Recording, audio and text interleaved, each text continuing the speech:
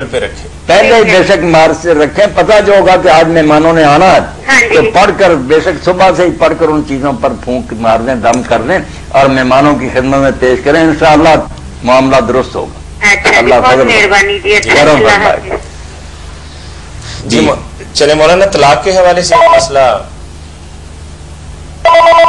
जी अस्सलाम वालेकुम। जी मौलाना साहब। जी हैं जी, फरमाइए। जी मेरा इनसे सवाल है कि क्या दाढ़ी रखना मुसलमानों के पास फर्ज है कि सुन्नत है? आप ही का सवाल कर रहे हैं। आप क्या सवाल ये आ रहा है, ये क्या करें कि दाढ़ी मुंडाना जो है ना, फर्ज फर्ज की बात ना करें, फर्ज है नमाज रोजे वगैरह, ये दाढ़ी मुंडाना जो इसको कहें हल्क लिया जो हराम है, ये कहें कि दाढ़ी मुंडाना हराम है, दाढ़ी रखना जो है लाजिम है। मतलब दाढ़ी रखना हर मुसलमान पे लाजिम है? बिल्कुल लाजिम है। मुसलमानों का ये निशान है, जैसे फौज के लिए वर्दी है ना, अगर कोई सिपाही वो वर्दी ना पहने, वैसे कहे मैं बहुत अच्छा सिपाही तो नहीं, उसको इजाजत नहीं, वर्दी पहननी होगी। ये बिल्कुल रोजे के दौरान हम ये मतलब खतने से भी बढ़कर है, खतरा जैसे ना सबने कराया हुआ, कोई मुसलमान बेखतरा नहीं। हालांकि कहने को तो वो भी कह सकते सुन्नत ही है, तो छोड़ दें फिर खतरे, नई निशानी है। जब भी पकड़ा जाएगा, देखा जाएगा खतना है, खतना होगा तो मुसलमान नहीं तो सिख है या हिंदू, तो बिल्कुल उसी तरह की बात है। पेस्ट आप कर सकते हैं भाई जी, रोजे के दौरान कर सकते कर सकते रोजे के दौरान टूथपेस्ट कर सकते हैं इस्तेमाल? कर सकते हैं, कर सकते हैं। शुक्रिया जी, बहुत शुक्रिया।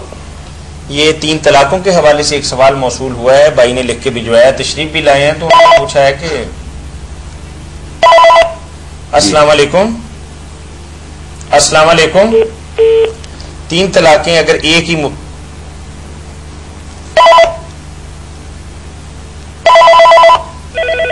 अस्सलाम वालेकुम। अस्सलाम वालेकुम। वालेकुम जी, बैठे हैं मौलाना? जी बैठे भाई। अच्छा मौलाना, मैंने ये सवाल पूछना था कि कुछ अहदीस में आया है कि अगर आदमी जो है वो इल्म को हसूल मताए दुनिया की खातिर हासिल करता है तो वो क़यामत के दिन जन्नत की खुशबू तक नहीं पाएगा, और जब आता है कि आखिरत वाले अमल से दुनिया तलब की जाने लगेगी, यानी कि जब गैर दीनी मकासद के लिए इल्म हासिल किया जाने लगेगा, तो इस वाले से क्या ये इल्म हासिल किया जाए या दूसरी बातें की जाए, बात तो साफ सीधी है कि अगर अल्लाह की रजा की नीयत नहीं, दुनिया ही कमाना है, तो काम तो सारा गलत हो गया, लाइन ही तब्दील हो गई, क़िबला बदल गया। अब वो मक्का तो नहीं पहुंचेगा, गंगा पहुंचेगा। अल्लाह को खुश करने के लिए इल्म दीन सीखता तो उसमें बरकत होती, खुद भी राह रास्त पर चलता, लोगों को भी चलाता। जिसने सिर्फ इसलिए इल्म पढ़ा कि झगड़े करेंगे, मुनाजरे करेंगे, पैसे कमाएंगे या बेवकूफ लोगों को अपने मुरीद बनाएंगे, उसको यही मिलेगा ना, लोग बस हजरत साहब कहते रहेंगे, खुद भी जहन्नम में जाएगा। जो इमाम या खतीब वगैरह जो तनख्वाहें वगैरह लेते हैं, अब तनख्वाह की तो कोई बात नहीं, तनख्वाह तो देनी चाहिए। इमाम और खतीबों को अगर नहीं देंगे, वो भी छोड़ देंगे, तो ये मसले वीरान करना चाहते हैं आप, उनको तो देना चाहिए। और इसका अजर जो उनका मिलता है उसमें कमी वगैरह कोई नहीं होगी? कोई नहीं होगी। ये वजीफे जो बैतुल माल से मिलते थे, अब वो लोगों ने बैतुल माल तबाह कर दिया, तो अगर लोग भी ना दें तो मौलवी हजरात जो है फिर मसलों में क्यों काम करेंगे? अलबत्ता उनको नहीं होना चाहिए ये ख्याल कि हम इनसे चूंकि लेते हैं मुआवजा, इसलिए हम इनकी खुशनुदी के लिए बातें करें। वो मुफ्ती नाराज हों, अंजमन वाले नाराज हों, जो हक हो वो कहे, बेशक तनख्वाह मिले या ना मिले, फिर तो है सही। और अगर वो कहता है ये मुझे पैसे दे रहे हैं इसलिए मैं इनको खुश करने वाली बातें कहूँ, तो फिर बर्बाद ही हो गया, लोगों को भी किया जी। सही।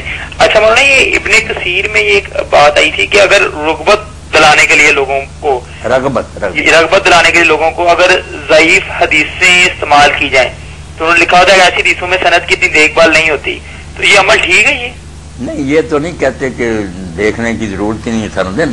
सनद तो देखेंगे तो ज़ईफ बनेगी, जिसकी सनद ही नहीं उसको तो ला असला लहू कहेंगे ना, कि उसकी तो कोई जड़ बुनियाद ही। जिसकी सनद होगी मगर कुछ कमजोरी होगी उसको ज़ईफ कहेंगे।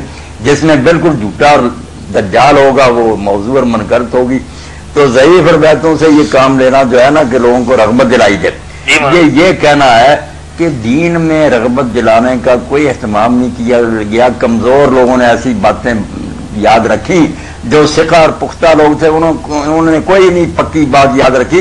ये तो बहुत बड़ी तोहमत है, कुरान भरा हुआ रग़बत दिलाने वाली बातों से, रसूलुल्लाह की सही हदीस, ज़ईफ हदीसों का सहारा लेना। तो ये कहने का यही मतलब निकलता है कि किसी अच्छे आदमी ने तो ये चीजें याद नहीं रखी, जो कमजोर थे उनको शौक था सवाब की हदीसें याद रखने का।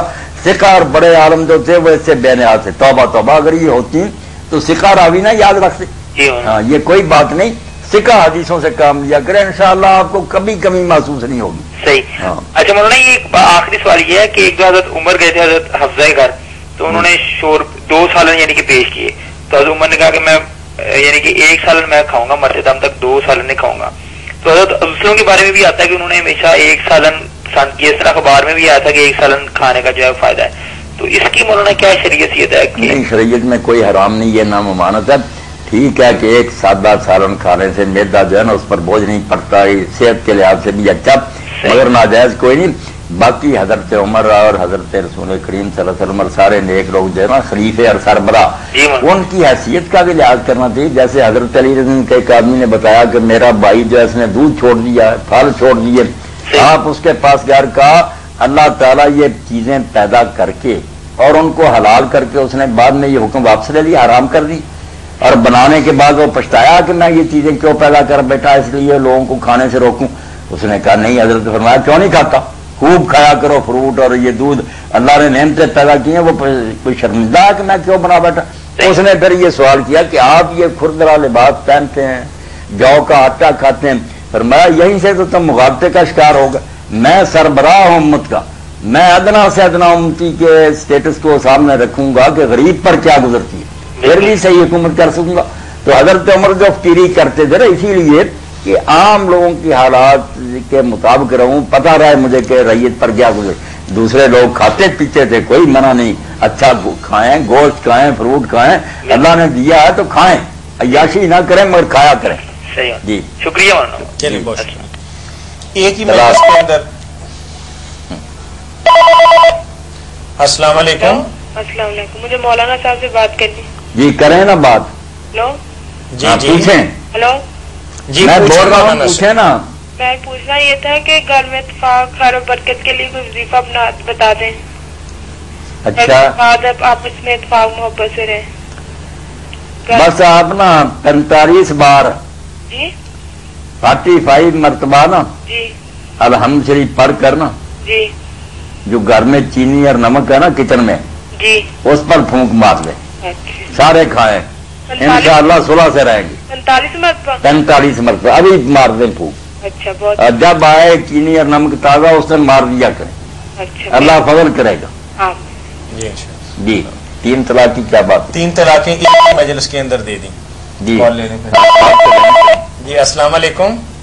السلام. جی مولانا اسحاق صاحب بیٹھے ہیں؟ جی بیٹھا ہوں, پوچھیں آپ. محمد اسحاق بول رہا ہوں سمناباد نثار کالونی سے. ماشاء اللہ ماشاء اللہ, ہاں جی. آپ پوچھیں. یہ ڈاکٹر ذاکر نائک صاحب آئے تھے ایک دفعہ ٹی وی پہ, ہاں ARY پہ. ہلو. جی جی سن رہا ہوں. تو ان سے کسی نے یہ مسئلہ پوچھا تھا کہ قرآن مجید بغیر وضو کے پڑھنا جائز ہے, انہوں نے کہا کہ پڑھنا جائز ہے. اس کے بارے میں پوچھنا چاہتے ہوں. نہیں میرے بھائی, ان کی یہ بات صحیح نہیں ہے. یہ بات امام ابن حزم رحمۃ اللہ علیہ نے کہہ دی, اس کے بعد یہ مشہور ہی ہو گئی اور لوگ اسی پر جم گئے. انہوں نے یہ بھی کہا تھا لا یمسہ الا المطہرون, کہنے لگے کہ جب فرشتے جب نازل ہوتا تھا جبرائیل علیہ السلام لے کر, یہ کفار کہا کرتے تھے کہ یہ شیطان کی طرف سے ہے, تو یہ اس وقت کا یہ تھا. یہ تو ان کی بات درست ہے کہ جو ایسا سے یہ مسئلہ نکالتے ہیں وہ نہیں ٹھیک کرتے. وہاں تو بات یہی ہے کہ لوگ کہتے تھے شیاطین لے کر اترتے ہیں, تو اللہ نے فرمایا شیاطین تو اس کو چھو بھی نہیں سکتے.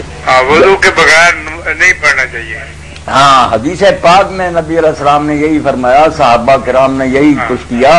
امام احمد بن حنبل سے جب پوچھا گیا انہوں نے کہا بالکل حدیث صحیح ہے, اس لیے کوئی نہ وضو کے بغیر چھوئے. اچھا اچھا, بالکل ٹھیک ہے. حدیث بخاری میں نہیں, دوسری کتابوں میں لا یمس القرآن الا طاہر. ہاں بالکل, اور صحابہ کرام کے بہت فتوے, 4 صحابہ کرام سے یہ حدیث آتی ہے, اس لیے نہیں چھونا چاہیے, غلطی نہیں کرنی چاہیے. اچھا جی, بڑی مہربانی. خیر جی. 3 طلاق ایک وقت. 3 طلاقیں ایک ہی مجلس میں دے دیں. اب صلح کرنا چاہ رہے ہیں یا رجوع کرنا چاہ رہے ہیں تو کب